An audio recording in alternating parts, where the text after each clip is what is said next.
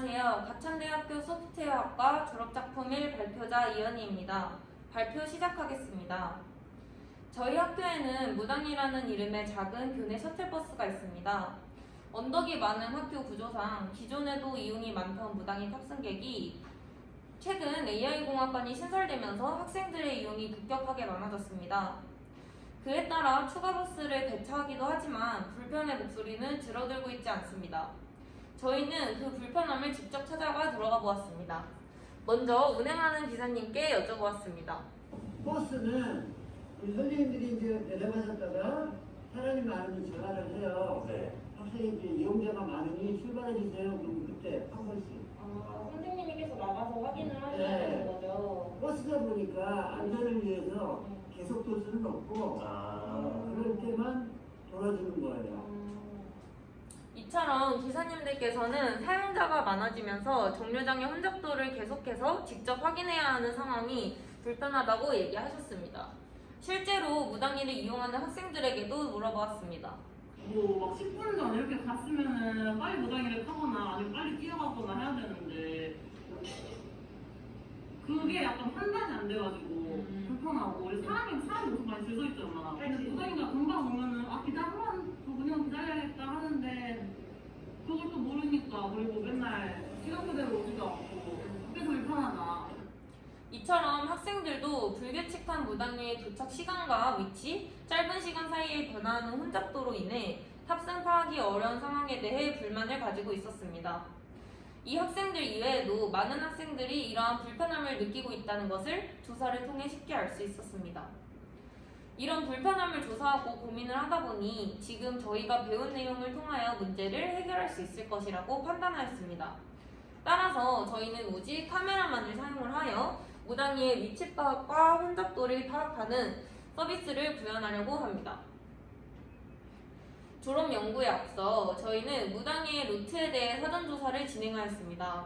조사를 해본 결과 첫 번째, 무당이의 루트는 보이는 대로 경로가 그렇게 길지 않고 정류장의 개수가 적다는 특징이 있습니다. 또한 무당이는 정문에서부터 운동장까지 정해진 정류장만을 다니며 반드시 해당 정류장에 정차하고 있습니다. 두 번째로 해당 정류장에는 그 정류장을 측정 지을 만한 독특한 랜드마크가 있습니다. 중앙도서관 정류장의 경우 중앙도서관의 일부, 표지판, 그리고 정류장의 모습이 반드시 존재한다는 것이었습니다. 따라서 저희는 이러한 두 가지 특징을 이용하여 단일 카메라만을 사용하여 위치 인식과 정류장 혼잡도 계산이 가능하다고 판단하였습니다. 먼저 설치된 카메라를 통해 영상을 촬영을 하고 객체 인식 및 트래킹을 합니다. 그 다음 그 데이터를 저희가 구현할 알고리즘을 거쳐 위치와 정류장 혼잡도를 계산을 하고 각각 서버에 데이터를 전송합니다. 이러한 과정을 거친 데이터를 디바이스에 전송하여 보여줍니다. 루트가 짧고 정류장의 개수가 적다는 특징을 이용해 현재 지나가는 경로를 구간별로 간단하게 표현을 해줄 것이고 무당이의 최대 탑승 인원 대비 정류장에 대기하고 있는 인원의 혼잡도를 시각화해서 제공할 예정입니다. 카메라로 위치 인식을 하는 기술로는 비주얼 오드메트리, 비주얼 슬램이 있습니다. 비주얼 오드메트리는 카메라를 통해 로봇이 얼마나 이동하였는지 영상 센서의 정보만으로 이용하여 로봇의 6자유도 이동량을 예측해내는 로컬 컨시스턴시 위주의 경로 추적 기술입니다. 비주얼 슬램은 로컬 컨시스턴시보단 글로벌 컨시스턴시한 위주의 기술로 로봇의 이동량을 직접적으로 계측하는 센서가 아닌 주변 환경을 계측하는 추가적인 센서를 통해 데이터를 수집해 위치를 추적하고 동시에 지도를 작성하는 기술입니다. 비주얼 슬램 같은 경우는 비주얼 오드메트리의 Loop Closer Correct Optimization을 합한 비주얼 오드메트리보다는 한 단계 발전된 기술입니다. 하지만 이러한 기술을 바로 저희가 구현하려는 시스템에 적용하는 것은 문제가 있습니다. 우선 왼쪽 그림을 보시면 빨간색으로 표시한 것이 실제 경로, 파란색으로 표시한 것이 비주얼 오드메트리로 예측한 경로입니다. 실제 경로와 많이 차이나는 것을 확인할 수 있습니다. 아무래도 로봇의 연속적인 위치를 파악하는 것은 미세한 오차가 누적되어 실제 경로와 차이가 많이 벌어진다는 단점을 확인할 수 있습니다. 또한 비주얼 슬램은 실내가 아닌 실외에서도 지도를 작성한다면 특징이 되는 점들을 일정하지 않아 지도 작성의 난이도가 올라갈 수 있다는 단점이 있고, 이를 하기 위해서는 별도의 센서들이 필요합니다. 특히 가장 저렴한 라이더 장비도 500만 원 정도로 저희 학생들이 쉽게 이용하기 힘들다는 것입니다. 이렇게 위치 인식을 하기 위해서는 다양한 기술들이 존재하지만 저희는 이런 기술들 사이에서 필요한 기술만 축약하여 저희들만의 네트워크를 구성하고자 합니다. 그 이유는 첫 번째, 무당이가 정체하고 있는 위치가 정해져 있다는 점, 두 번째, 무당이의 경로가 그렇게 길지 않다는 점을 이용해 컨티뉴한 데이터보다는 디스크리트한 데이터로도 충분하다고 판단하였습니다. 그중 사용하려는 미니마이스한 기술은 오브젝트 디텍션 알고리즘입니다. 오브젝트 디텍션 알고리즘은 2스테이지와 1스테이지로 두 가지가 있습니다. 먼저 2스테이지 디텍터는 리즌 프로포절과 클래시피케이션 각 두 가지 과정을 각각 수행하기 때문에 정확도는 높지만 속도가 느리다는 단점이 있습니다.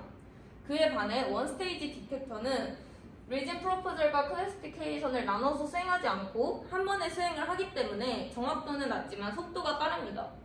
저희는 이동하는 중 물체를 인식해야 하기 때문에 속도가 중요하다고 생각을 하여 원스테이지 디텍터를 선택하였습니다. 원스테이지 디텍터는 인식 속도를 높이기 위해 이미지를 동일한 크기의 그리드로 나눠하며 미리 정의된 경계 박스를 개수를 예측하고 이를 기반으로 신뢰도를 계산합니다. 이렇게 계산된 신뢰도를 가지고 객체 카테고리를 파악합니다. 미리 정의된 형태를 가진 경계 박스의 수를 앵커 박스라고 하는데 우측 사진의 경우 앵커 박스가 3개가 있습니다. 그중 붉은색 앵커 박스는 사람을 탐지한 것임을 알 수 있습니다.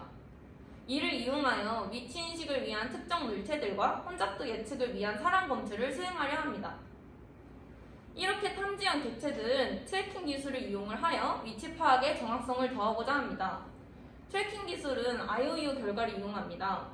실제 경계박스와 예측된 경계박스의 교집합과 합집합의 넓이를 계산을 하여 IOU 결과를 아래의 예시처럼 일정 수준의 IOU가 넘는 물체를 프레임별로 연결을 하여 물체들을 계속 트래킹할 것인지 아닌지를 판단합니다. 따라서 저희는 각 정류장마다 특징이 되는 물체를 탐지하고 트래킹하여 해당 물체가 처음 개척되었을 시기와 사라졌을 때의 시기를 파악해 현재 무당이의 위치 인식 정확도를 높이고자 합니다. 저희 프로젝트 구현 계획입니다. 먼저 여름방학에는 기술에 필요한 데이터들을 수집을 하여 라벨링을 하고 모델 학습을 시작할 예정입니다. 2학기에는 남은 모델 학습을 마무리하고 네트워크 구축과 인터페이스를 구현하여 테스트할 예정입니다. 겨울방학과 4학년 1학기에는 마지막 수정 후 문서화 작업과 마케팅 계획을 세울 예정입니다. 역할 분담으로는 모든 팀원이 같이 데이터 수집과 라벨링을 하고 테스팅할 예정입니다. 이외의 기능들은 각각 나눠서 진행할 예정입니다. 결론적으로 저희는 무당이의 이용으로부터 오는 불편함을 객체 탐지 기술과 트래킹을 이용을 하여 무당이의 위치 정보와 혼잡도를 제공합니다. 이러한 방법으로 학생들에게는 정류장의 혼잡도와 무당이의 위치를 알려주고 기사님들께는 정류장의 혼잡도를 통해 버스의 추가 운행 여부 파악을 자동화시켜 불편함을 적은 비용으로 해결하고자 합니다. 모든 구현이 완료된 후에는 무당이의 기사님과 이용자 모두 편하게 사용할 수 있는 기능을 제공할 것입니다. 예상 질문과 답변입니다. 첫 번째로 무당이 탑승객은 항상 많아서 혼잡한데 이런 프로젝트를 하는 이유가 무엇이냐라고 물어보신다면 등교 시간이라 하더라도 잠깐 사이에 무당이를 탈 수 있을지 없을지가 정해지기 때문에 판단이 필요하다고 생각합니다. 두 번째로 카메라 사용에 있어서 조도와 같은 문제는 무당이의 정해진 조건에만 운행되기 때문에 큰 문제가 되지 않지만 밝을 때와 어두울 때 데이터를 모두 학습시킬 예정입니다. 그 밖에도 저희가 제공할 서비스의 효과를 극대화하기 위한 고민을 지속하고 있습니다. 저희는 노션과 깃허브를 이용하여 프로젝트 페이지를 유지하고 관리하고 있습니다. 이상으로 발표를 마치겠습니다. 감사합니다.